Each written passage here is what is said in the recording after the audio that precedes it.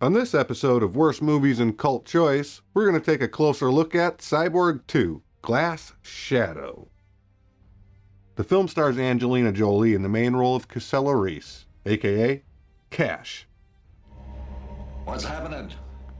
Elias Koteas, better known as Casey Jones from Teenage Mutant Ninja Turtles, the movie. Asshole. Billy Drago. Stuntwoman and martial artist Karen Shepard. Alan Garfield, better known as Chief Lutz from Beverly Hills Cop 2. When the time is right, I'll destroy Cash, PinWheel, and Kobayashi all at the same time. And Jack Palance. Who are you? I am the word of God Almighty. In a Michael Schroeder film. As the title would suggest, Cyborg 2 Glass Shadow is a sequel to the 1989 Jean-Claude Van Damme starring Cyborg, which itself was originally intended to be a sequel to the Masters of Universe movie, but maybe that's a story for another time. Cyborg 2 Glass Shadow was released directly to video by Trimark Pictures on November 24th, 1993.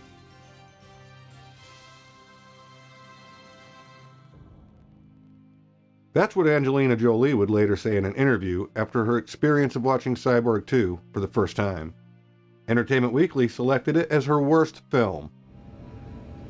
Why me? Bad luck, bad timing, and bad acting. Even though this is a sequel, Jean-Claude Van Damme only briefly appears via footage from the first Cyborg. A hero.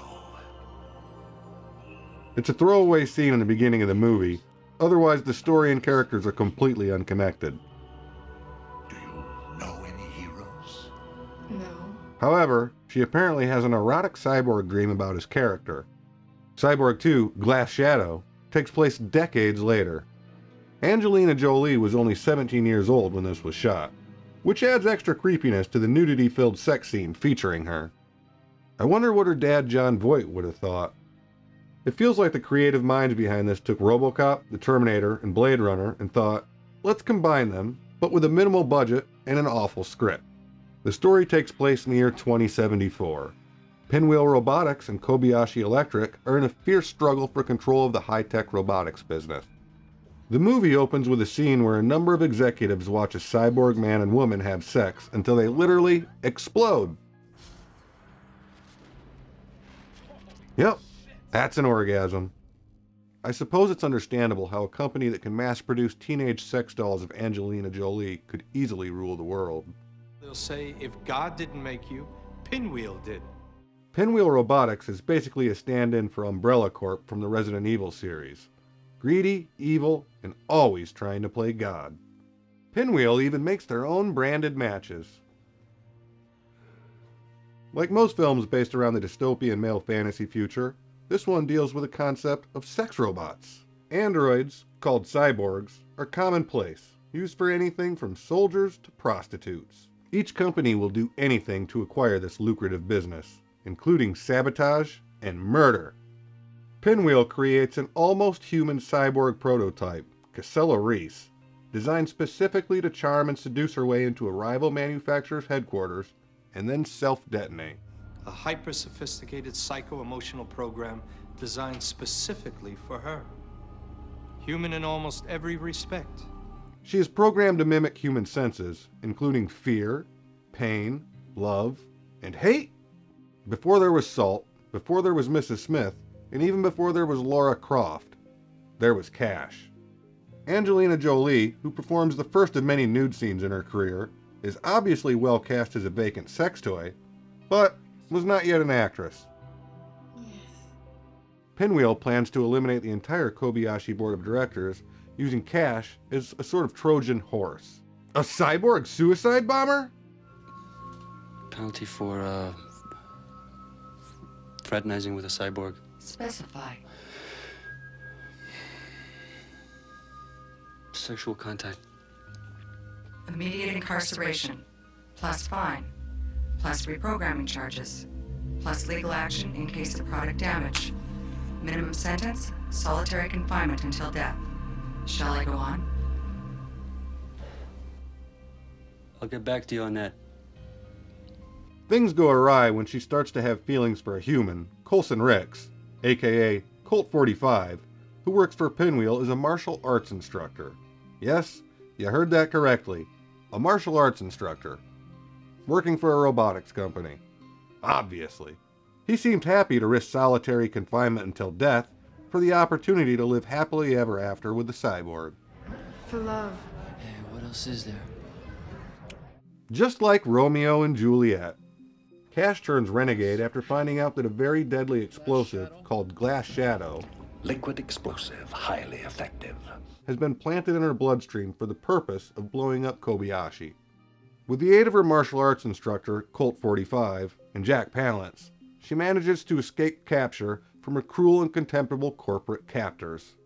Jack Palance, just 6 months after winning the Academy Award for City Slickers, is hamming it up big time here. He is, for the most part, a television screen transmission called Rafe, aka Mercy, I keep a low profile. an ex-Navy SEAL who is half cyborg, who can communicate through any electric Time to device. make hard choices. You have 5 seconds. 90% of his screen time, it's just a garbled, inverted close-up of his mouth on a TV screen. The plot thickens. Mercy, or Rafe, oh hell with it, Jack Palance, is revealed to be a half-human, half-cyborg who escapes from PinWheel before they could erase his memory. There are a lot of AKAs going on here. Colton Ricks, aka Colt 45, Casella Reese, aka Cash, Mercy, aka Rafe. I don't get it. The trio of fugitives must now elude capture and make it to a free zone where the explosives and cash can no longer be activated. Quick, pal, because I'm a felon now. Okay? Grand Theft Robot. Get a psycho to find a psycho. You're not suggesting. Yes. Yes. PinWheel sends Danny Bench, a cyborg tracker, and a drug-addicted psychopath played by Billy Drago, after Colt 45 and Cash. And how may I assist you? Billy Drago plays the character with a mad mixture of both David Bowie and Dracula. Now that sounds interesting, but it's irritating to watch. His abrasive, method mumbling can often be entertaining, but here it seems to be reaching for a characterization that isn't on the page and comes across as aggravating and annoying. Please don't kill me. Oh, yes. Also on the hunt for Cash is a kung fu Terminator called Chen, played by Karen Shepard. I like your style, gorgeous. Snuff combat. Snuff combat? Under a stern propeller of a dry docked ship. Big attraction here. 2 go under, 1 comes out. Fast, brutal, and highly illegal. Colt 45 and Danny Bench get into a boxing match to find out who lives and who dies, which results in Bench getting mutilated and killed by a rotating fan. Cash and Colt escape to a new life in Africa after winning the tournament, and, presumably, to live happily ever after. Jack Palance confronts Chief Lutz by blaming him for ruining his life. Chief Lutz tells Jack Palance that he was just doing his job for the benefit of mankind. He then activates his own self-destruct device, which destroys PinWheel headquarters. The final shot of the movie shows Cash remaining young and beautiful, while Colt has begun to age. She even has a fresh coat of lipstick on for some reason. Notable weirdness and questionable content. Why are visions of Jack Palance looking longingly at his lost love intercut with the Cash Colt sex scene? Jack Palance likes to go cyber peeping. I'll keep an eye on you. I'll be seeing you in all the familiar places.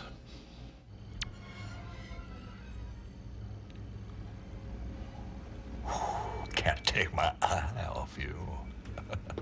Batshit banter and backchat. Remember, the difference between champ and chump is you. If you want to dine with the devil, you'll need a long spoon.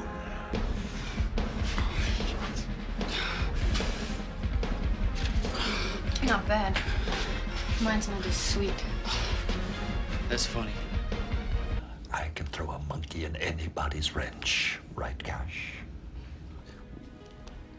When I first started, having feelings, a genuine attraction to you. I was scared because they were playing God better than ever, and I was buying into it. And I knew what kind of treachery PinWheel was capable of, and I was more afraid for you than for myself.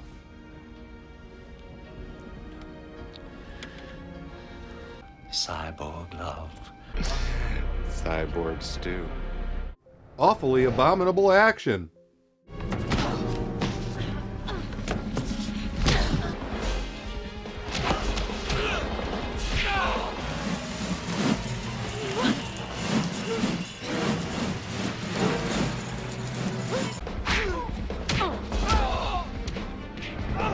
Poor and pathetic performances. They're so beautiful. I wonder if they're real.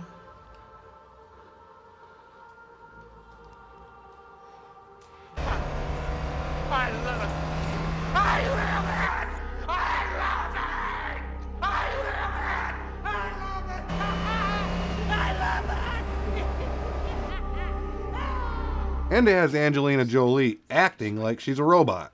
It's so bad, it's almost unbelievable. My last three thoughts. Billy Drago's performance makes me ill every time he's on screen. Johnny Mnemonic wasn't great either, but it's a masterpiece when compared to Glass Shadow. The movie is certainly a B-movie oddity, and probably should have just been called Glass Shadow and dropped any connection to Cyborg entirely.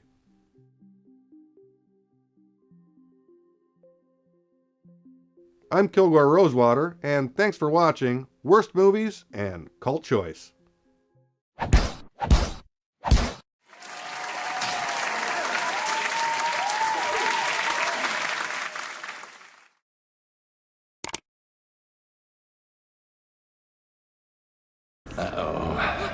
What? What's going on?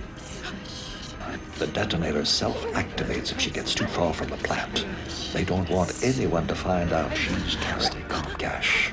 The patterns and recall voice will probably switch off any second.